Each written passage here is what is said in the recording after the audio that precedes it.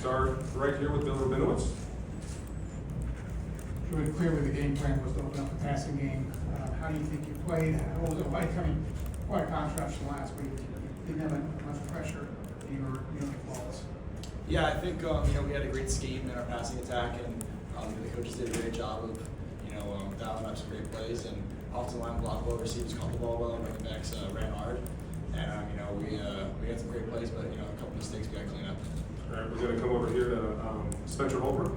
Julian, do you think that, obviously the competition a little bit different, but do you think that this was a good step forward for you in your second start? Yeah, I think the whole week we've kind of been talking about last week's done with, and how can we improve and how can we get better. And I think this week of practice was very important for us. And showing up in this game, I think we took a good step forward. You just get better, and it's all about how can we improve in week 1, week 2, week 3, and just keep stacking pace. Dylan Davis. Have you ever completed 16 straight passes in your career before? And what's that feel like when you're on the field and you have that hot hand? Do you realize you have that hot hand? I don't think I've done that before, but I think it's just when you get those completions kind of racking up, it builds confidence, and then the energy from the other players in the offense. When they start seeing moving the ball down the field like that, the other guys are bringing energy. Joe Nugent. First touchdown pass to Will Casimir. What kind of weapon can he be for this team in the passing game? Yeah, I think Will. He's a great tight end, and that was a great route by him, great catch, and our whole tight end room, we're very deep at tight end, and they all have different skill sets, but they have a lot of impact on our offense. So that was a great catch by him, and love to see it. Front row, Clay Hall. Julian, when you see Jeremiah leaking behind the defense, immediately triggers the throw? Yeah, for sure. We had that one, kind of backed up on our own 12-yard line or something.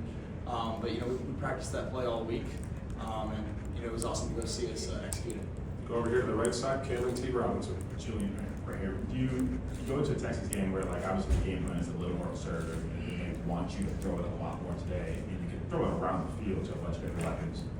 How much does having the skill position group that you have help you just kind of fill whatever Brian or whatever Brian called you? Yeah, it's a huge impact. Having the receivers that we do here, having the offensive line being able to protect for that long, and then having the running backs who not only protect but then also get out in the route tree. So it was awesome to see. Those receivers today made some great plays, and they were running great routes, and they were always getting open. Front row, Joey Kaufman. Julian, on the touchdown to Will, the first one, Coach Day says when you see the defenders back, it's like side you're open. When you see the defenders back, what's that feeling like when you have a shot like that? Yeah, it's what we talk about in practice a lot. A blind defender when he's kind of trailing him and he's not looking at us as an open receiver. So once I saw him had a step or two on him, I was ready to let it rip, and he made a great catch and had some run after the catch for the touchdown. Second row left, Patrick Murphy.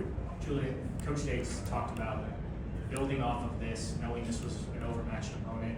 How do you kind of go forward, look at this film, maybe sort of doing this for the first time in a game like this, knowing that you have to improve, but maybe some things came a little bit easier than they will in future games? Yeah, I think Coach Day always says that the issues are always there.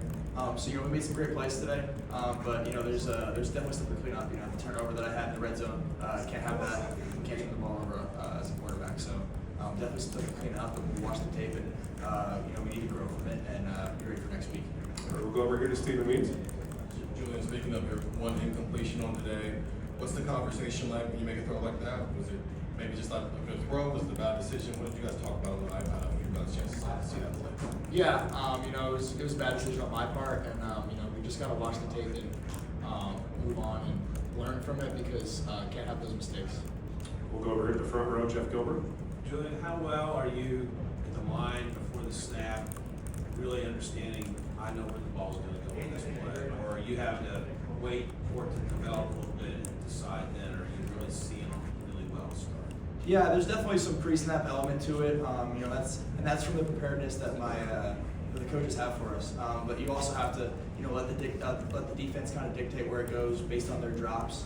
So it's a little bit of pre-snap identification and then post-snap confirmation, what we say in the quarterback room.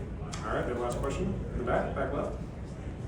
Julian, after sitting behind Will for a year and coming out with a little more conservative play calling in the first game, how does it feel for you to be able to get out there and actually let loose and be able to feel like that? Yeah, it was awesome. Had a lot of fun today.